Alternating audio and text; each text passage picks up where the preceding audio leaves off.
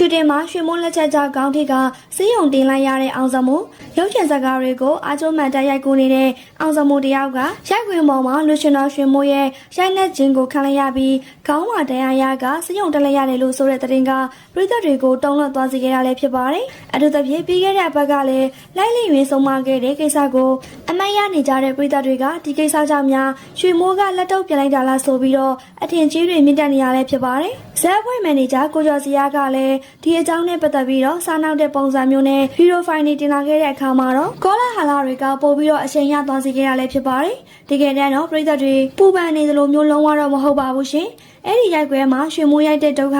အနုပညာဖန်တီးမှုအတွက်အသုံးပြုထားတဲ့ဒုတ်တုပဲဖြစ်ပါတယ်။ဒါဟာဇက်လန်ကိုပြီးပြောင်းတရုပ်ဆောင်ရင်အဖွဲ့သားတွေကိုစားနောက်ကြတဲ့အမတ်တရအမြင်ကွင်းတစ်ခုပဲဖြစ်ပါတယ်။မန်နေဂျာကိုကျော်စရာကလည်းပြည်သက်တွေကိုဖျော်ပြနေတဲ့အနေနဲ့စားနောက်ပြီးတော့ဗီဒီယိုတွေကိုတင်ခဲ့တာလည်းဖြစ်ပါတယ်။မင်းသားအောင်စမိုးအတွက်လုံးဝအထီးကိမရှိခဲ့သလိုမျိုးအဖွဲ့သားတွေအားလုံးကလည်းစီလုံးညီညွတ်စွာနဲ့ရုပ်ရှင်ဇာတ်ကားကြီးကိုဆက်လက်ရိုက်ကူးနေစေပဲဖြစ်ပါတယ်။ကဲဗီဒီယိုလေးကိုကြည့်ရှုအားပေးတဲ့ပြည်သက်တွေကရောအနုပညာရှင်တွေရဲ့အသေးပေးစူးစမ်းမှုတွေကိုဘယ်လောက်ထိအားပေးကြသလဲဆိုတာcommentမှာပြောသွားပေးခဲ့ကြပါအောင်ရှင်။